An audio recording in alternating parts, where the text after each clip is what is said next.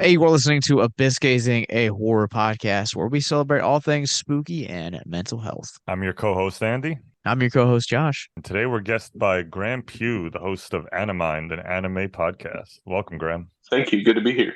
It's good to have you. So like one of the it's funny because Mark and I had talked about like bringing on like more like voices from like the other Victims and Villains podcasts. And like 2 days after we had that conversation, you messaged and it's like, "Hey, I'm on hiatus right now. I need some podcasting, so welcome Yeah. to Abyss Gazing, where we talk about the Evil Dead, apparently." So it looks like we're both getting the same out of this because my podcast is also on a little hiatus. So this is my outlet as well as being the co-host of Josh here. Very sick. So Josh, we got this Evil Dead train we've been on for a couple of weeks now. Look, man, I am like I'm excited to talk about this movie for two reasons. First off, this thing is lined and is primed with mental health conversations, and two, this is the first time that Graham's ever seen this movie, and Yeah. I'm excited to jump in and have this conversation because I also too had not seen this movie until last summer, and Mark was the one who showed it to me when I went to go down to stay the night with him. And dude, I when the credits rolled, I was legitimately speechless by this movie. This movie, I would deem is probably out of every remake that we've gotten in the 2000s and in the new millennium. I'm gonna take this out, say this is the hot take. This is the greatest one of them all. This is the GOAT right here. Oh, wow. Um, I think I'm coming in this one with Mr. Hot Takeness, where I am in the middle on this movie. I'm not gonna lie. I have some hot takes. I looked online. Apparently, the entire horror community is on your side, Josh. It's and I definitely think there's tons. We'll get into it. There's tons I like, but I'll have to be perfectly honest with myself. I'm not in love with this, but I respect it, and we'll get into it. But we can give some first takes. Graham, is your first time ever seeing this. Yeah. What do you I, think? I have to agree with you there with you. Yeah. What's your Like, what's your history with the franchise? Like, do you watch these a lot, or is it you kind of like brand new to this? I haven't seen them a ton. I've seen them all several times except for Army of Darkness, but I want to rewatch that at some point. I've seen Bruce Campbell live. I went to a Q&A with him a few years ago as a surprise for my partner at the time's birthday. And then there was a screening of Evil Dead after he answered a bunch of questions. So that was pretty cool. Very cool, But very this is the cool. first time I've seen this one, but I've seen all the others. Yeah. So, um, yeah, Josh, I feel like I was going to come into this one having to defend myself a little bit because again, I know this is like loved by horror fans. I think, and my problem's less with this movie. I think it's a type of horror I'm not really that into, where it's just the brutal nature of this it's just kind of gross. I don't find it scary. I just get into the gross territory way before I get to scary. And I was trying to think back of what that makes this different than the original Evil Dead, which we did an episode on. I talked about how much I loved it because they're incredibly similar. This is a very faithful remake, but I think that movie is like I think as I talked about, it was more like the independent kind of rebellious nature and the fact that I saw it at an age where it inspired me to get into film. I think all that plays real heavily and it's less the immediate content of it. And this movie celebrates that content by going 1,000 times harder than that movie ever went. And I just feel sick to my stomach watching this a little bit. Well, so I want to ask, I want to preface this question because one of the things that I like noticed in going back and rewatching this, I got invited last year to do a podcast with a friend of mine on his show, and we talked about Last House on the Left and the legacy of Wes Craven. When you go back and when you watch the original 70s version of Last House, it's grotesque. Yeah. But when you watch it in the new millennium, that remake amplifies that gratuitous nature. Mm-hmm. And watching some of these sequence, because I know we had like talked about it. I'm curious if you guys like, ha I guess before I ask this question, how many of like the remakes in like the early from like Texas Chainsaw like onward have you guys seen?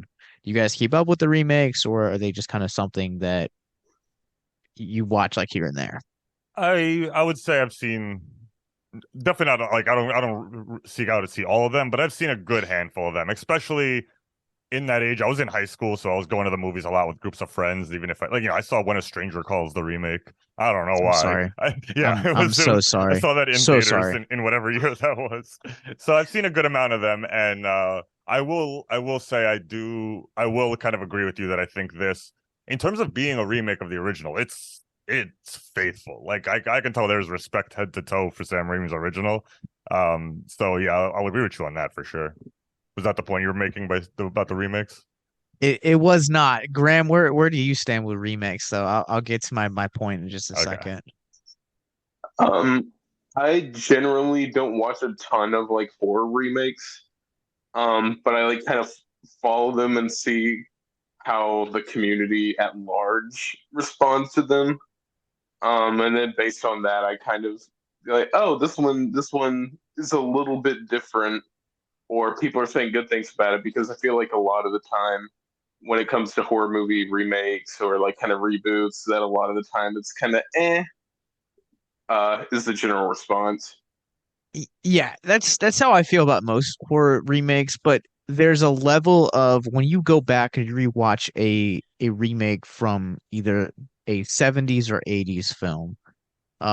Because I don't think we've gotten too much into like 90s remakes, but when you go back and rewatch them, there is like this level of amplified like violence, sex, and it's because we're like here at the modern age, and I'm almost curious if it like becomes the fact that like we've become like so desensitized as a movie watching like audience that what shocked us before in the 70s and 80s no longer no longer shocks us because we've seen it tenfold in other properties, and so you have to kind of really push the envelope with the gratuitous nature. And I think that's really what Alvarez did here with this film, is that he brilliantly uses a withdrawal like intervention ceremony to really kind of push not only a purpose for the characters to gather together, but also at the same time to like also amplify that gratuitous nature. It doesn't just feel grody for grody's sake. Like it actually like has a purpose in kind of like the withdrawal, and therefore like fading into a lot of the Necronomicon stuff. Yeah, yes, that is true. But I don't know. I was kind of watching it this time, and my kind of takeaway was that stuff is all there on paper and in kind of the beginning of the movie, but the evil does ramp up so fast to an extent where, like, I almost wish there was a little more room to explore the psychosis between like she kind of has one withdrawal Mm-hmm, thing, mm-hmm. one conversation, and then the next thing you know, like dogs are getting stabbed. Like it goes so hard so fast that like Or that stuff is Fair. grandpa. there, but I almost kind of wanted a little bit more. Like I was like, oh, there. I thought that was the most interesting parts, and a lot of this was kind of like every time it kind of like winked at a scene from the original, it kind of took me out of it because I was like, part of you really wants to be your own thing, but then the other part can't stop reminding me that this is a remake, even though the director claims it's actually a sequel or in the same universe. It's tough. There, there's like two kinds of kind of winks and nudges that I think movies do.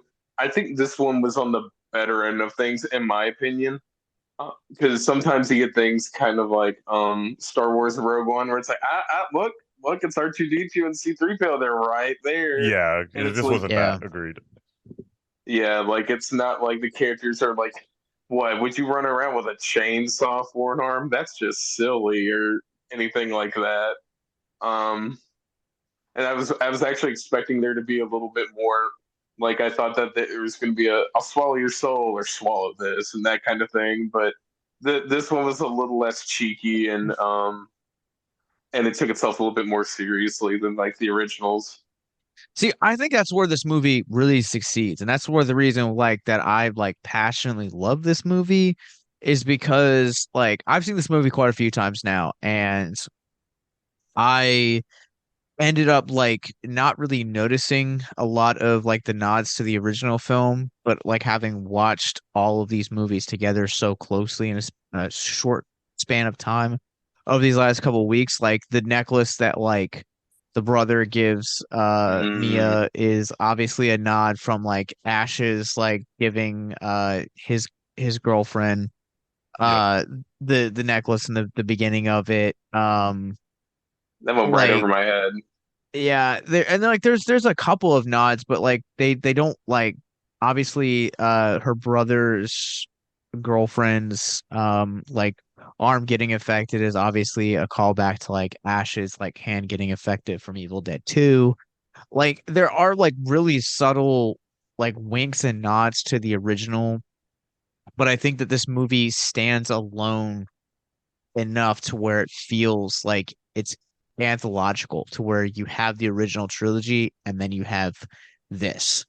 And like honestly, I know we talked about it like last episode of Army of Darkness that like this move every entry into this franchise feels vastly different and there's so much like Mm. time that's like in between each of these stories. I'm honestly surprised that like this movie didn't open us up to more tales within this universe. Not just Ash versus Evil Dead or Evil Dead Rise, but that this didn't kind of set the precedent to say, hey, this is an evil that we can make into an anthology and kind of bring different people into different kinds of things. Like, I don't know. I feel like this one it feels almost like a missed opportunity.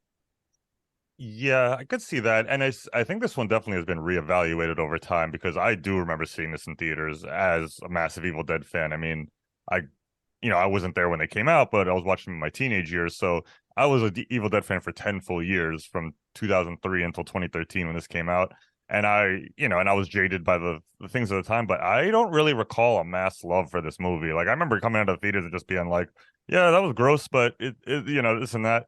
And then over time, over the internet, I just saw the love like grew. Like people really like this now. But yeah, I think it is just a missed opportunity because I don't know what it was. I think just in that moment, I think it was all the other remakes because it came out after Nightmare remake, after Friday remake. Like Carrie was around then. I was like, let's just stop with the remakes. So I think it gets unfairly jumbled. I want to make it clear, I don't hate this movie. I just don't. I'm not obsessed with it. Hey, I want to just jump in real quick. Like, I think the reason that people hated this movie is because you look at you look at Evil Dead 2 and Army of Darkness. Those are both horror comedy and just straight up slapstick comedy. Both of those are very fun, they're very entertaining. This is a movie that like really Oh, feels almost it borders like elevated horror to where it feels like it is asking you to go on this journey with this character who is going through withdrawal, but in that journey of withdrawal ends up actually becoming possessed. Like this feels like a straight more possession film, and it has so much in line with the original 1981. But I think that 1987's Evil Dead 2 and 1992's Army of Darkness overshadowed, like the comedy overshadowed what this franchise actually originally was and the roots of it. And that's the reason I think that you have a lot of those hate is because people are coming into this expecting comedy and you are met with gnarly grossness, grimy, and like a hard look at reality for people currently going through withdrawal. yeah, absolutely. And I've mentioned this on every episode we've done so far, but I got to bring up the TV show again. I think the TV show strengthened this movie's reputation more because, like, I think you're right. People did want Ash. It had been 20 years. We finally got something with the Evil Dead name, and Bruce Campbell wasn't in it. People were sad. Now, Mhm.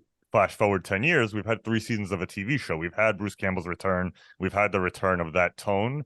So I am grateful this exists. I think people who love the original Evil Dead should have an update because some people don't like the camp. So I think that just time has been really kind to this version because it's like we have so much of the silly version of this story. So Yeah, I think that's part of the reason why people didn't like it so much at first. Um, and yeah, I'm with you, Josh. Like everything on paper, I love about this movie. I love the practical effects. I think Fede Alvarez is so good. I just like, maybe it's just because it's just upsetting, but like, yeah, I just don't like watching it. It really just like it's brutal, but I'm not scared by it. I'm just like actively grossed out the entire time. And for me, that's not my favorite kind of horror movie. What year was it that Ash versus Evil Dead started? Two It years was after this not movie. too. Yeah, Yeah, I was about to 2015. say it was pretty close, I think. I think it was the harsh reaction to this movie by the fans of 2013 that Mm, made them go, "Oh snap, we should bring Bruce Campbell back." But people grow up. Like I went on okay. Reddit and everybody who was 13 when this came out and it's 23 now, they were all like, "Oh, it's the scariest." It was like a sleepover movie for them. They were like, "I remember watching this when I was 12 years old. It blew my mind." So those kids are growing up on this version for sure. It was the jaded people like me who were mad about it when it first came out. I'm not proud of myself. I'm just saying that's where I was at 23 years old. Look, at least you're at this place of like humility to where like you're admitting that you're wrong. So right things come out of it. No, well, I can easily admit when there's like I don't think it's a bad. There are good movies that I don't like. I don't think this is a bad movie in any way. They went out with a mission statement and they accomplished it. They wanted to make an updated version of Evil Dead and they did. I personally just again, I don't dislike it. It's just I can't really go and saying like, I praise the last two movies more than I praise the first one. That's just more my tone. Well, I think for this one too, one of the things that I I made abundantly clear when we did the Halloween watch through for Love What I Love is that Rob Zombie's Halloween 2 like is one of my all-time favorite horror films. It's high in that franchise.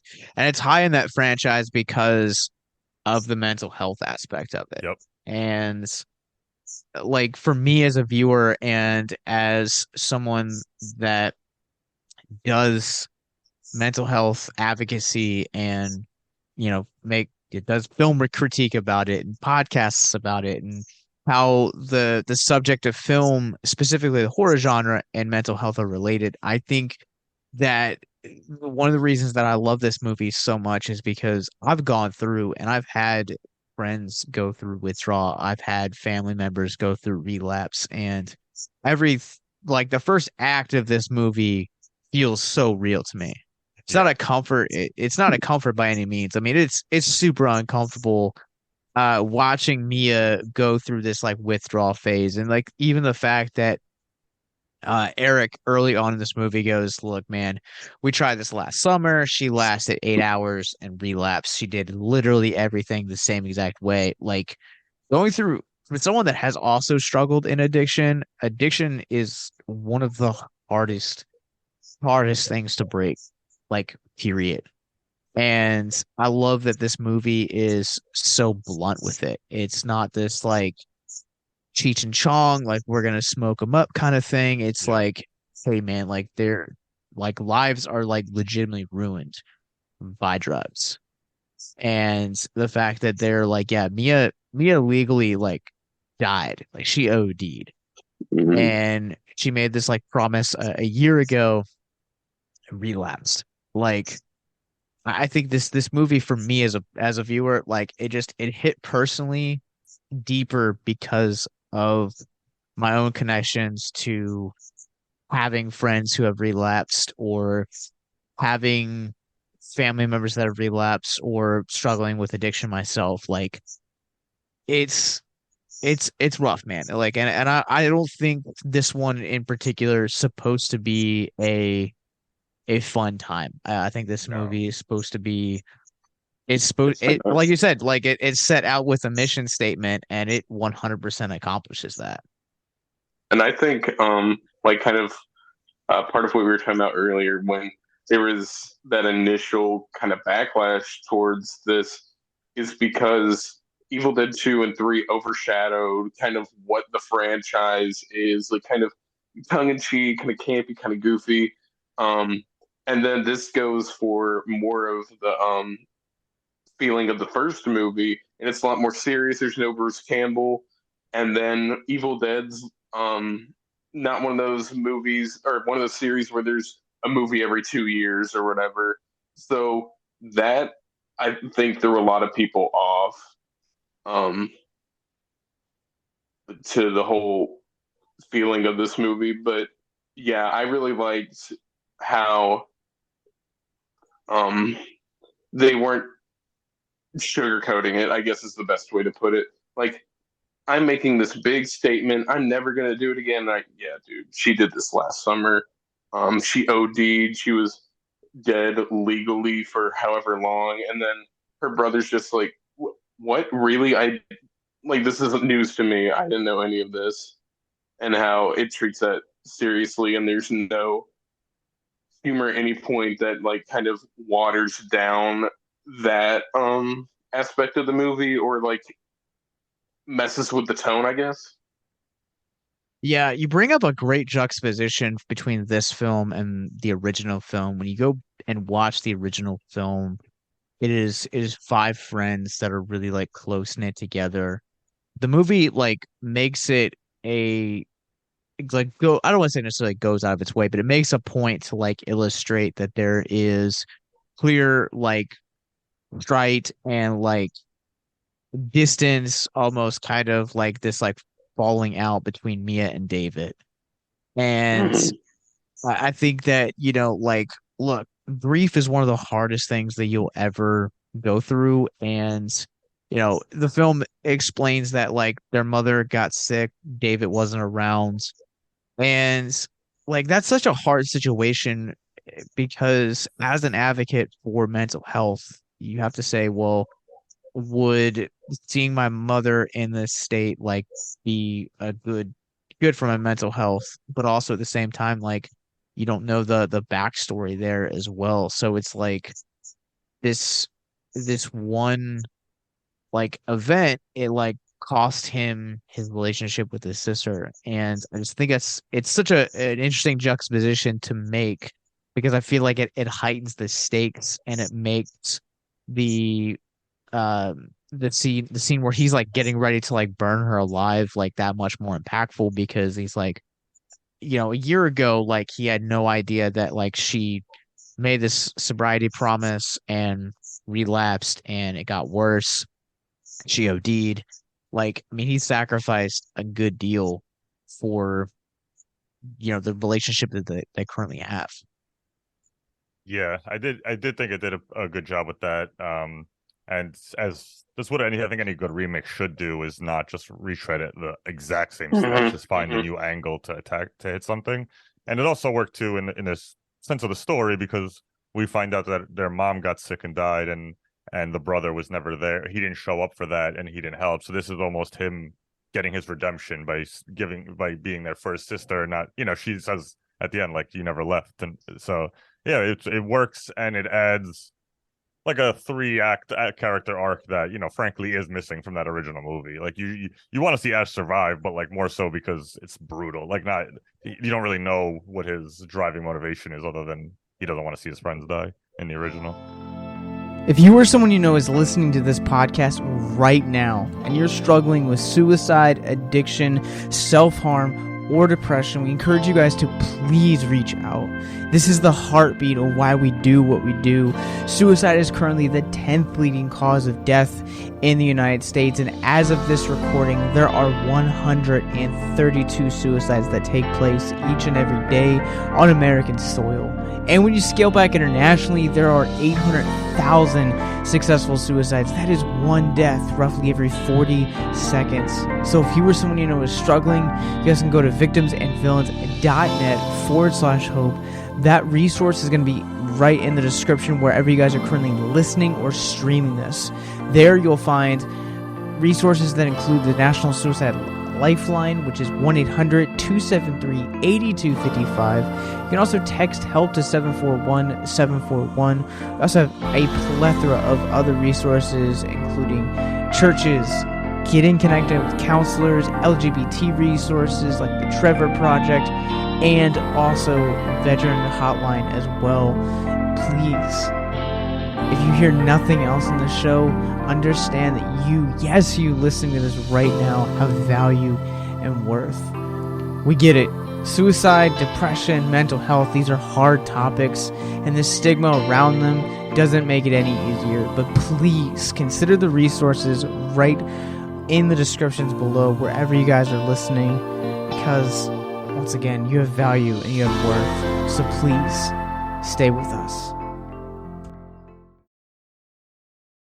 In fact, like, I think it's at the end they more specifically say mom had a mental breakdown, and then you left, and I didn't know how to cope with it. It was just me. You dealt with it your way by leaving, and then they don't say it explicitly, but I think the implication is that she dealt with it by beginning to use or going further into her substance use, and that's just like grief takes a lot of forms, and people's response to it looks different across different people. And I think the fact that there's also that aspect of, hey, this mental health issue runs in our family also adds more to the dynamic between the two of them. Yeah, Mark and I have like had like in-depth conversations over the 50 episodes we've done together in podcasting, and grief has come up several times, and we're both like dark, different reactions when it comes to the grieving process. And some people are like David, to where they essentially don't know how to deal with it, so it becomes easier to just leave and go to the next town and try and start over again. Whereas then there are other people like Mia that that's not an option for, so you have to get creative, and you're kind of almost like, in essence, like stuck in this position. And so being stuck, I think that's where Graham, I think I never considered that, but I think you're onto something when you're talking about like the fact that that could have been where her addiction was birthed. I know that when my mom got pregnant with me, my mom was a smoker. She quit smoking. When my grandmother got diagnosed with cancer and my mom like started taking care of her, she picked smoking back up. She's been smoking ever since. Um, so like intense, stressful situations like that can actually uh have some really bad fruit that they'll yield in times to allow us to kind of cope with the stress, unfortunately. Yeah.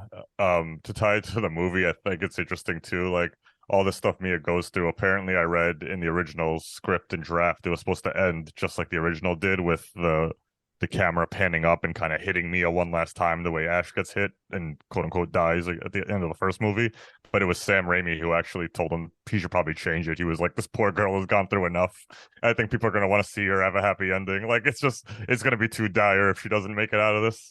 And it's to your point of just the level of the grief and the trauma that we watch her go through. It's because my whole thing was I don't think I like this because it's so hard to watch. So if she didn't get to walk away at the end, I think it would have been even a harder pill to swallow. Yeah, this movie. Yeah, I think it would have felt like. Oh, sorry. Go ahead, Graham. Yeah, I think if they had done what they originally were going to do, that would have been like almost cruel. It's like, come on now, she had to cut her own arm off. Her brother's dead. Like, she's still struggling with withdrawals, by the way. And Yeah. now she thought she'd beat this force, and oh no, there he goes again. Yeah. I mean, like also too, like I feel like this movie in particular, like again, it, we go to the movies to escape. Like I think 90% of like the movie going audience, like if they're sitting down to watch something, they are probably a lot like you, Andy, to where they're sitting down to not have to think about drug addiction or death or grief. Like they want to be moved, but they want to laugh and stuff like that. And I feel like to a degree, like I would have been interested to see what they could have done with that. Um, but I think it works a lot better the fact that we get the ending that it does because there's some semblance of hope. Whereas like if you've gone through addiction or you know someone that has like you never want to just write someone off and be like, oh, they're once an addict, always an addict. But to a degree, like you want to make sure that you are presenting them with this option of the sun will come out. As cliche as it sounds, like there is always going to be hope, regardless of how far gone you think you are. Yeah, yeah. Um, to jump off, because I do want to defend my position a tiny bit. It's not that I don't want to ever not go to a movie where we're not dealing with subjects like addiction and things like that. I just, if I'm going to be real with my criticisms of the movie, is I found that beginning to be the most interesting part. And I think once the evil gets unleashed, for me, I kind of feel like that conversation goes away for the majority of the rest of the movie. And what I mean, where it's brutal, and then it's just like stabbing after killing after maiming after curse words, like it just seemed like so much like just like, isn't this nuts? And for me, that's the part where I was just like, I just feel sick to my stomach over here if I have to watch one more like knife go into something's face and blood puked into someone's mouth. So it's not the dealing with the drug addiction. That all stuff I love. I'll watch Requiem for a Dream. I'll do all that. It was more just like I have to be honest. I felt that it just all of a sudden just became like a gross fest until the very end without ever like the dog was dead and I was just like, man, they just went Grandpa. through like let's just like make a list of like visually upsetting things and put them in order. You just Like, who was the one friend with the glasses? What was his name? oh I Eric. forget. Eric, yeah. Yeah, Eric. Yeah, like there were several times where I'm just like, dude, just let him take a breather, please. Like with just how much he went through, like physically, oh jeez, give this guy a break.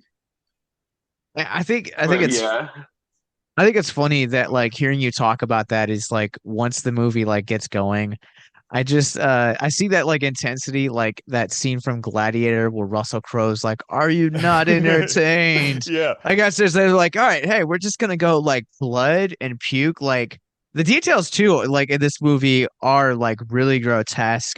Like I said, I've seen this movie a couple times, and the scene where Mia throws up Oh. in in the chick's hair, Olivia's hair, and yeah. like you just see like the chunks. It's like bright red, but you Hmm. see like what look like chunks of like red Something. chili pepper flakes is like just gross. And the like the detail that they put into that is just absolutely astounding to me. It's masterful. Yeah. Again, I was I have I my was criticisms, but I also have my praise. It's masterful. I was looking at that like later when you still see like all the blood and vomit in her hair, and I was trying to figure out what those chunks were. I'm like, what is that supposed to be? Ew. Yeah. I also read because I've always got the dumb production facts, but apparently you almost never shoot a movie in chronological order because it just doesn't make sense. But Yeah. they did for this one because they just knew that way they could keep throwing more blood on and not have to worry about like, was that supposed to be there or this and that. And it's why they were able to just Right. achieve like the level of grossness because it's like, all right, it's 10 minutes later, and they would just throw another bucket on them, and it's like normally you have to clean the hair and be like, should she be less bloody, more bloody? No, they just. Yeah. I think they broke Look, records for how much fake blood they used. yeah, so this movie it's 70 gallons of blood. No, I think it's Of more than Oh 70. wow. Isn't it like no 70,000 or something? I thought it was some. 70,000. Yeah, yeah, yeah. I 70,000. was You're like, right, you're right, you're 70 right. is like that's the You're Wow. Godfather. right. That's Hold on. Let me pull up my trivia facts. Yeah, 70,000 gallons of blood and it said that they used 50,000 gallons alone for the final scene. This is compared to 2 to 300 gallons used in the original. Wow. And yeah, Uh I do respect them for not like this easily could have been CGI. It could have been like I don't know if you guys saw the Oh Carrie yeah. remake, but like I didn't buy that blood falling on her really as much. so I Like want to ask because I'm curious about this one. Like Andy, we brought up like the character designs of like how the Deadites like evolved over time. Mm-hmm. And if I have one complaint about this movie, it is the design of the Deadites. It looks yeah. A little it look generic comparatively. 100% generic. Like the evil, like once the person's possessed, looks exactly like just a general like monster from like a 2000s or a 2010 possession film. Yeah, I didn't It's really just think the Exorcist eyes. Yeah. I didn't really think about it, but kind of, yeah, from rewatching that original, each Deadite had its own look. Like the girl with the makeup looked so different. I can't remember the names right now, but looked so different than the first one we saw. And so, yeah, you're right. I didn't even really think of that. I I I really go ahead, Graham. I do like that they didn't just like as generic as it looks physically, that they still retained like the very crass nature that the Deadites have always had, where they're just so foul mouthed and like constantly mocking whoever they're attacking or tormenting. I'm glad that they did keep that instead of just making them just like kind of whatever possessed person. That they Hmm. do have that very like grungy, nasty personality to them. They're just very mocking. See, I don't feel like they're as like it's like one of the things I brought this up in our first episode on like the Evil Dead. Like Linda's laugh when she gets possessed is still to this day one of the most eerie, just Mm-hmm. blood curdling sounds I've ever heard. And to me, Mm-hmm. like the possession portion of this, where like they do retain the Deadites, I feel like if you've seen like movies like The Exorcist or like The Exorcist 3 or like The Exorcism of Emily Rose or like any what I'm trying to say is any Exorcist movie or like any possession movie, there comes a level where the demon that is in the host kind of makes these like brass like things. So like to me, it felt Right. like almost like another like borderline generic possession film, kind of going hand in hand with that borderline that generic possession makeup. Yeah, yeah, that's fair. I hadn't even thought about it in like compared to like The Exorcist and other things. Which you would have thought because possession, but um, I guess I was just thinking more in the context of like the previous movies that it's like okay, well they didn't change that part of it at least, even though the visual design is not as unique comparatively. I'm curious, Josh. I feel like we don't always get like too deep on like the lore of things when we talk about it, but like this series is insane with the lore.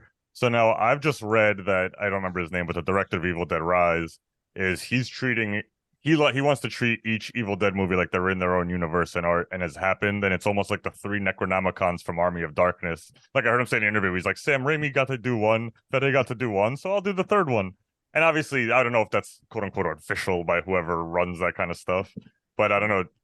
I think if you look at this movie as the same universe, for me, it falls apart a little bit more, mainly because of the coincidences. Like, who would buy the same ugly necklace and like the arm cutting off? So, like, I think it works more as a remake or a reimagining than like this happened to Ash 30 years ago and now it's happening to these people, you know? I think there's a lot. It's like Star Wars. There's Everyone's just losing arms. like there's enough difference about this like the nods that they get, like you could be a fan of this movie and never have seen 1981 Yeah. and like not acknowledge a lot of this stuff. And I think this movie stands alone on its own, to where like this movie feels to the original like 1981 film that the same way that last year's Hellraiser felt to Clive Barker's, Mm-hmm. where Yeah. you can make the argument that it feels like they exist in the same exact universe, but there's enough different about them to where you can say, hey, I understand and can see this for what it is, that clearly these two things exist in a separate universe. And they're fine Yeah. for that. I think that, you know, I love the original Hellraiser film for its its practical effects, its story, its like borderline camp, its score. I love last year's for completely different reasons. Yeah. And we did an entire episode about that last year. You guys can go check that out. But I think that, for me, like also with with this movie in particular, I love 1981's Evil Dead for its simplicity. I love this one for its depth and its boldness, honestly. How would you guys like to help us get mental health resources into schools, conventions, and other events? Well, now you can. Simply go to patreon.com/victims and villains for as little as $1 a month. You guys can help us get mental health resources into current and upcoming generations, educate and break down stigma surrounding mental health, suicide, and depression. And you get exclusive content that you can't get anywhere else. And you guys can tell us which Nicolas Cage movie you want us to cover, and we'll do it. All it takes to get started is to go to patreon.com/victims and villains, or simply click the link in the episode description wherever you guys are currently listening or streaming this episode. Pick your tier and get started today. Yes, it's that simple. So quickly select the tier that you want and help us get hope into the hands of the depressed and the suicidal today.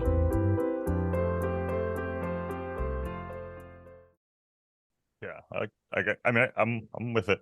Yeah, I think I just have to be honest with myself as a fan, where I think I love the original one as a dude who loves independent cinema, and just like I marvel at what these guys pulled off. And it's like I said at the top of this, where like for me, it's a little bit less the content. Like the story of 5 people slowly fighting demons is fun to watch in that movie because of the way they made it, but that alone isn't on paper what I necessarily want to watch. So I respect this one too from a filmmaking standpoint, but I guess I'm just queasier than I thought I was. I guess I don't know. I feel like I'm way more in the Eli Roth Saw camp than I am in like the fun. Like Sam Raimi, just like he's a goofy man. So like even when he's being gross, there's something like he still makes sure Bruce Campbell conks his head on a bookshelf. And like this one was just like it was relentless. And again, that's their mission. I'm not saying they messed anything up. Like Fede Alvarez made what he wanted to make, and he nailed it. I think even with this one, you talked about like there's a point where like as they're setting up the narrative of this girl going through withdrawal and kind of its intervention narrative, you talked about like once the book is discovered, then it's like just balls to the wall grotesque. I think this movie just pulls you in immediately. The fact that we open up on this girl running in the woods, and she is essentially being hunted so that she can be killed.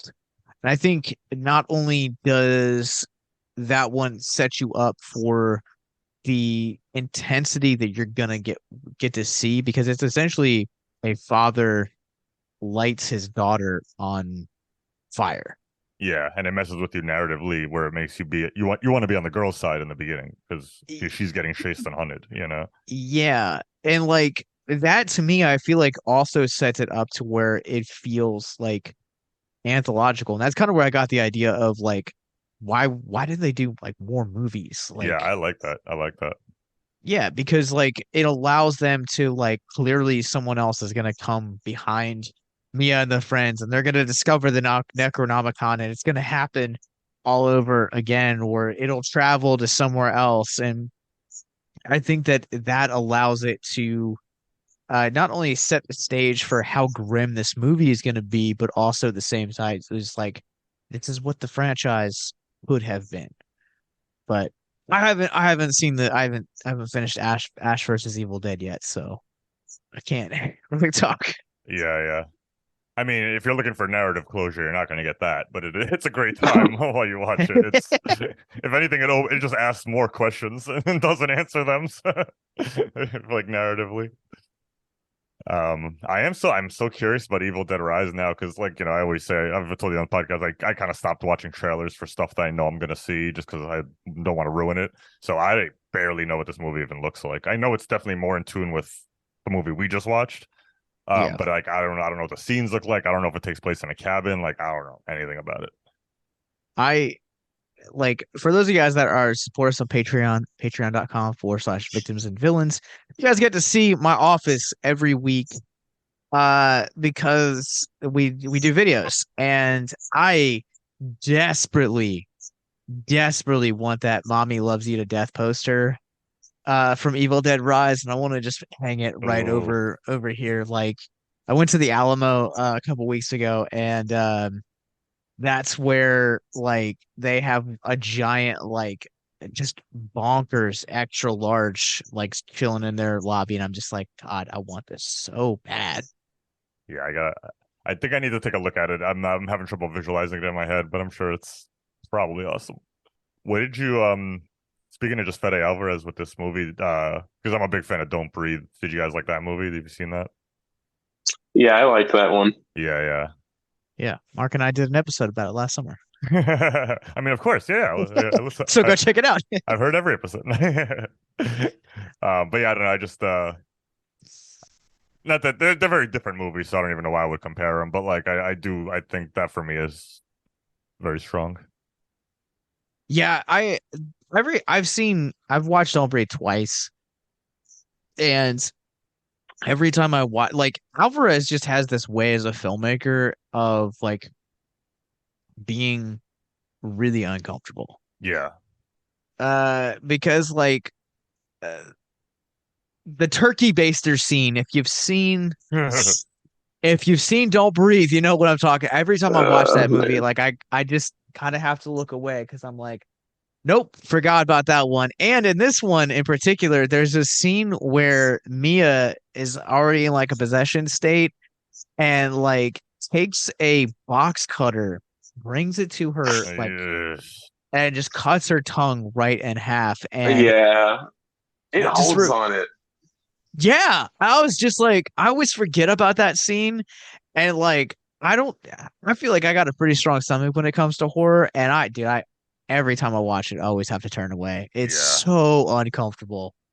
I've had a busy week, so I was trying to watch this in the morning, like while I had my coffee before like leaving for the day. And at one point, after 15 minutes, I was like, I can't start my day like this. Like I can't just like the sun's barely up. I can't like this is too much.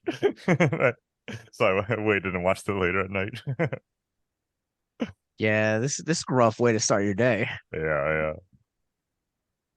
Um, there's a there's a line in particular that when I was watching it this time, Graham, you brought up The Exorcist, and there is a line in particular where in this movie David is like trying to like talk to Mia. Mia's possessed, and the evil says to her, your little sister is being raped in hell. And that is very reminiscent of The Exorcist, where it says your Hmm. mother sucks cock in hell. Yeah. Yeah, I thought of that right there. I was like, oh, he's giving a reference to the classic. Which yeah, I'm all about that, man. I I'm curious what you guys like think in terms of like acting of this movie, because it makes me very sad that every one of these individuals like didn't have a career after this. Like Jane-Levy plays Mia, went on to go do like she had Zoe's Extraordinary Playlist on NBC out for a while. Hasn't really done a whole lot. Yeah, she was in Don't Breathe though, I think. She was in Don't Yeah, Breathe. And that was yeah. kind of like really the only other thing that she's like I've You know, seen her do. what's so crazy, just coincidentally, is I watched Dave on Hulu and the new season's out right now, and she was in last week's episode. Like she was like the main character of last week's episode, and I was like, I didn't like recognize her, but then I googled her after this, and I was like, oh, I just watched her last night before I watched Evil Dead. Yeah, it's like it's weird for me to think about that like these guys like didn't go off and do like bigger things. Like Shiloh Fernandez plays David in this movie, did has done like a whole bunch of like indie films. I Jessica Yeah, I wonder if it's still just like that thing that it was lumped in with all the other remakes, because I can't remember a teen from any of the big remakes. Like I don't remember who was in Nightmare on Elm Street. I don't remember who was in Friday the 13th. Hmm. I don't really remember, like, unless it was like I keep bringing up Carrie. That was Chloe Grace Moretz. Like she was a star, but yeah, I don't know. Like because I remember in this time that my brain lumped this movie in with those, and unfairly. I think, in time I realized it's better than those, but I just remember being like, Yeah. yeah, here's another one. I've also realized, I think another at the time, sorry, I'm trying to remember why I was so hard on this too. This was 1 year after Cabin in the Woods, which like blew my horror mind when I first saw it. Yeah. And so I just felt like I was just like, man, we just had the most inventive cabin horror movie that I've ever seen in my life. And then it went right back to like 5 people get killed in a cabin. So I just remember being like, again, nothing to do with it. It was just a year after. So it just felt like I loved one so much more. So that was part of my reasoning. Yeah, I mean, I like Cabin in the Woods. I think that a film like this like thrives on its like simplicity, Hmm. whereas Cabin in the Woods thrives on its originality.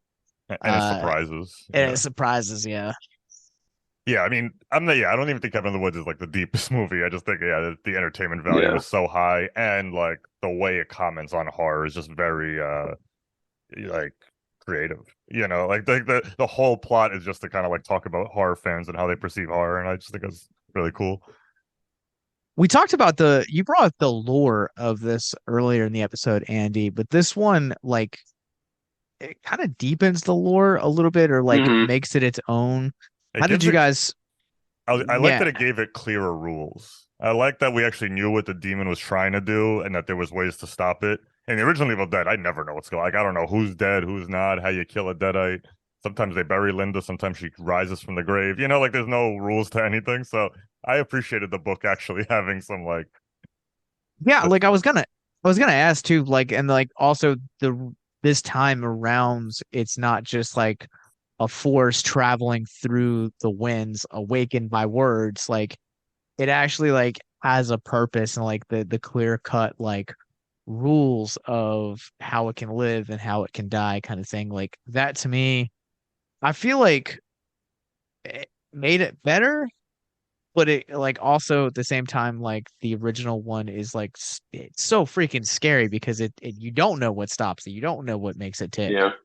Yeah, I don't want to keep being this. I hope I'm not coming off as like the nitpicky asshole here, but I so like I respect this movie every time it does something different. Like I just said, I love the fact that it has rules, but like if you're going to stand out and be different, it was frustrating for me as a viewer that the goal of the demon was to kill 5 people in a cabin, which still technically is the same goal as the original movie. So it's like you were opening an avenue. It's like this Zack Snyder's Dawn of the Dead. Like it uses them all, everything else is different. Like I almost wish this movie kind of just went full different. It's whenever it brought me back to that first one where that's where I felt like it was having a hard time picking a lane.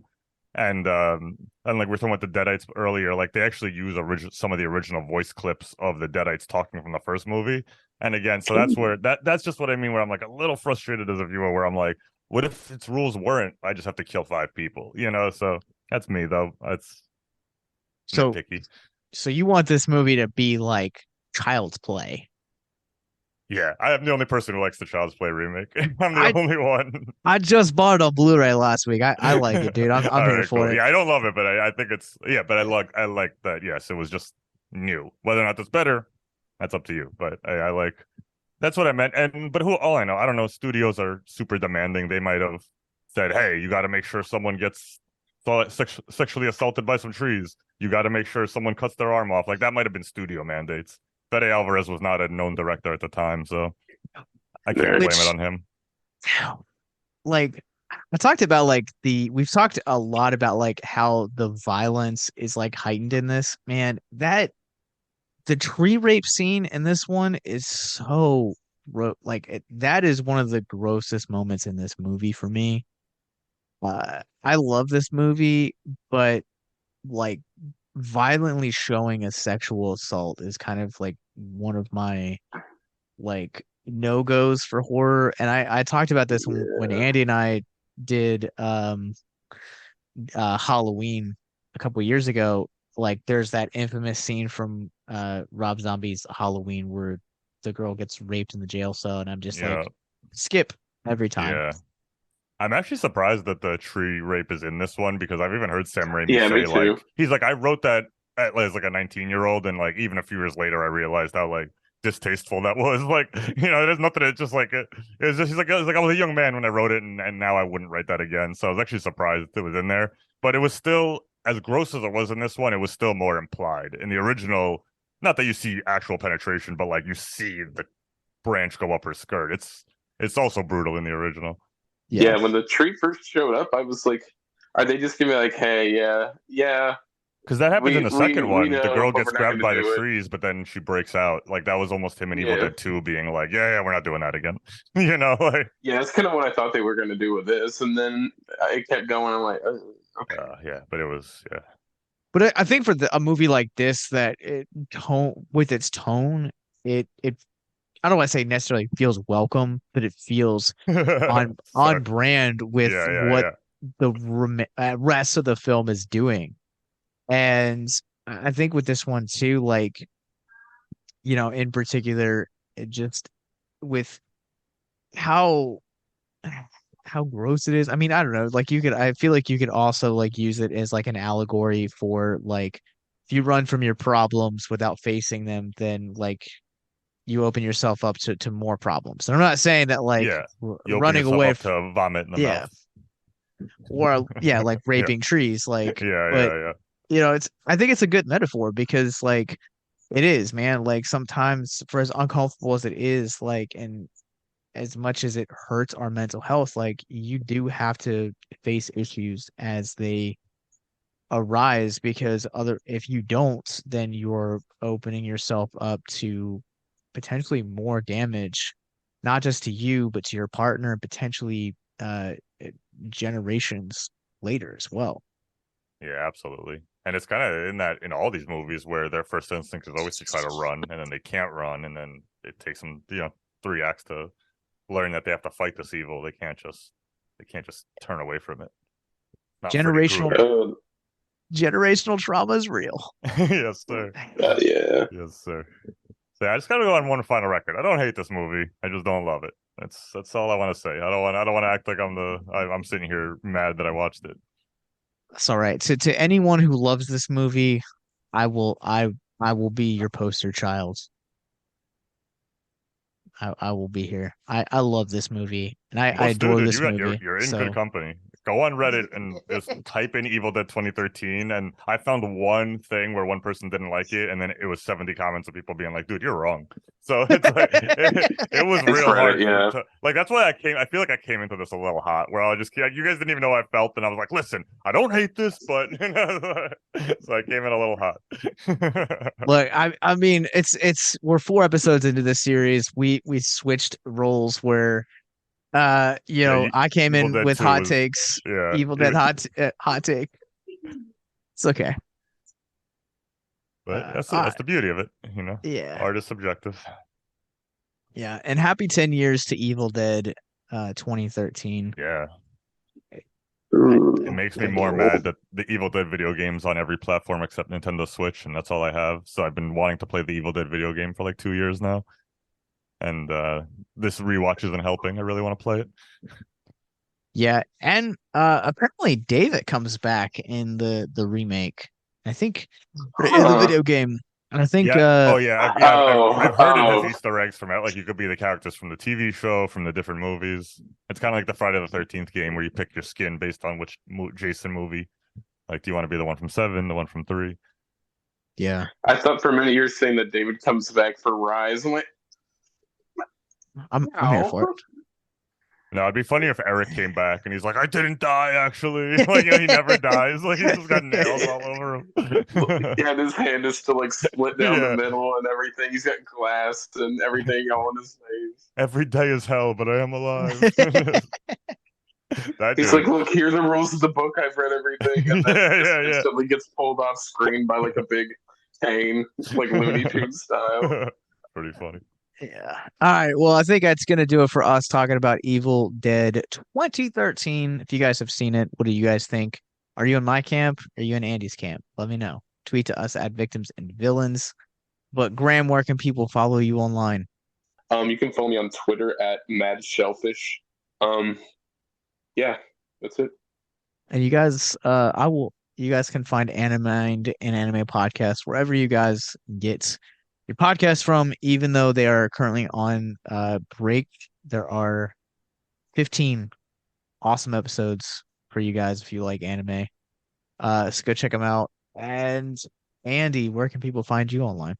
You can keep listening to me hate your favorite movies at Love What I Love, our podcast, wherever podcasts are downloaded, or just follow us on Facebook or Instagram and TikTok at LWIL Podcast. You guys can follow me. I'm on Letterboxd at Captain Nostalgia. You guys can also follow me occasionally making weird things on TikTok at Gent Ghostface, GENT. And you guys can follow us, Abyss Gazing, wherever you guys get your podcasts from. And you guys can follow our parent company, Victims and Villains, wherever you guys get your podcasts. We're on YouTube, Instagram, Twitter, Twitch, and Facebook. And or go to victimsandvillains.net, where you guys can find more episodes like this, movie reviews, and most importantly, our mental health resource library. Until next time, remember that the longer you gaze into the abyss, the more the abyss gazes back into you. Join us next week. We're talking about Evil Dead Rise.